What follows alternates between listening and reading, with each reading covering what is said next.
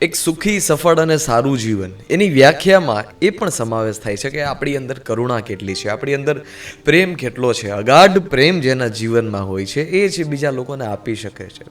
અગાઢ જે વસ્તુ તમારી પાસે હોય છે એ વસ્તુ છે તમે બીજા સાથે વહેડાવી શકો છો, બીજાને તમે આપી શકો છો. ક્યારેક તમે એ વિશે વિચારો કે આટલા બધા મહાપુરુષો આપણા દેશમાં થઈ ગયા, આટલા બધા અનહદ ક્રાંતિકારી લોકો થઈ ગયા, તો કેવી રીતે છે આ બધા જ લોકો એ માનસિકતા સુધી પહોંચી શક્યા કે બધા જ લોકોએ પોતાનું પૂરું જીવન છે આ દેશ માટે કુરબાન કરી દીધું. શા માટે અને કયું તત્વ એની અંદર હતું કે જે તત્વને લીધે છે આ બધા જ લોકોએ પોતાનું પૂરું જીવન છે આ દેશને અર્પણ કરી દીધું? એની અંદરનું જે બીજ હતું એ છે કરુણાનું બીજ. એની અંદરનું જે તત્વ પડેલું હતું ને એ તત્વ પ્રેમનું હતું. વૃક્ષો છે એ હંમેશાને માટે પોતાના જીવનમાં સંઘર્ષ કરે છે, પોતાના જીવનમાં મહેનત કરે છે, એટલો બધો વરસાદ હોવા છતાં એ સર્વાઈવ કરી લે છે. પરંતુ ક્યારેક એ કલ્પના કરો કે વૃક્ષો છે એ પોતે ફળ તો ખાતું નથી, વૃક્ષ આપે છે.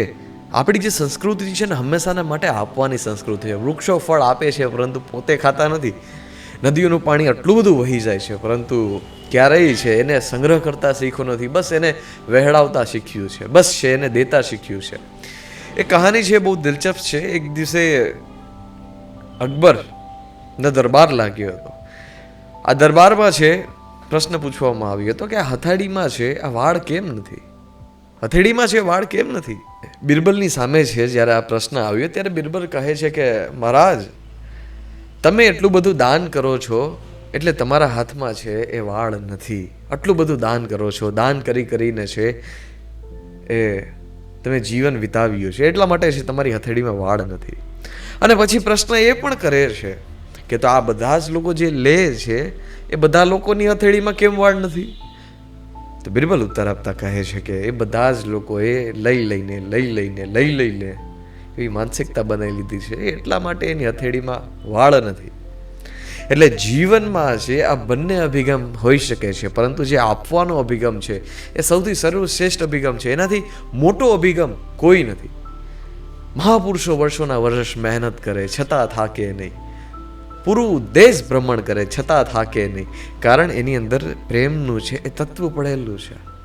તમે જોતા હશો સમાજમાં એવા શ્રેષ્ઠતમ વ્યક્તિત્વ છે કે જે બધા જ શ્રેષ્ઠતમ વ્યક્તિત્વ છે આ દેશને બચાવવા માટે છે દિવસ અને રાત મહેનત કરે છે અને છતાં એ લોકો ક્યારેય થાકતા નથી.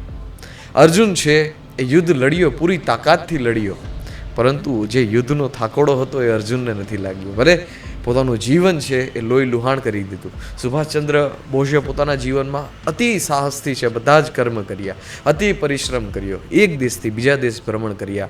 કદાચ બંદોબસ્ત એવું બધું હતું કે અલગ અલગ વેશ બદલ્યા, અલગ અલગ ભાષા બોલી, અલગ અલગ ચહેરા છે એને પલટાવ્યા, છતાં કોઈ પણ પૈસાની અપેક્ષા વગર આ બધા જ કાર્ય કર્યા. એનું કારણ કે એની અંદર એક પ્રેમનું છે એ બીજ મોજૂદ હતું. એ પ્રેમનું છે બીજ પડેલું હતું કે જીવન છે દેવા માટે છે, લેવા માટે કશું જ નથી. તમે પ્રેમ સિવાય આ દુનિયાને કશી જ વસ્તુ ના આપી શકો. કોઈ પણ તમે મટીરિયલિસ્ટિક વસ્તુ છે ગમે તેટલી ભેગી કરી લો, એનું કોઈ મૂલ્ય નથી. ભગતસિંહનું મૂલ્ય છે, એની અંદર જે પ્રેમ, અગાઢ પ્રેમ છે દેશ પ્રત્યે, એનું મૂલ્ય છે. ભગતસિંહને ક્યારેય કોઈ પૂછવા નથી જતું કે તમે કઈ બ્રાન્ડના કપડાં પહેર્યા છે. સ્વામી વિવેકાનંદને કોઈ નથી પૂછવા જતું કે તમે કઈ બ્રાન્ડના કપડાં પહેરો છો. નહીં, એક વ્યક્તિત્વ આપણી અંદર એવું પ્રેમનું છે કે જે પ્રેમનું વ્યક્તિત્વ આપને આપતા શીખવાડે છે. અને એટલા જ માટે ભારત એક વિશેષ છે, એટલા જ માટે આપણા ગ્રંથો છે વિશેષ છે. અને આપણે પણ કંઈક ને કંઈક એવો જીવનમાં નિર્ણય કરીએ કે થોડું તો આપવાનું થાય છે, જેટલી આપણી કેપેસિટી છે, જેટલી આપણી ક્ષમતા છે. કોઈ પણ વસ્તુ તમે જ્ઞાન શેર કરી શકો, તમે સારા પુસ્તકો આપી શકો, ભોજન જમાડી શકો, પરંતુ whatever you feel, just do and share with this world.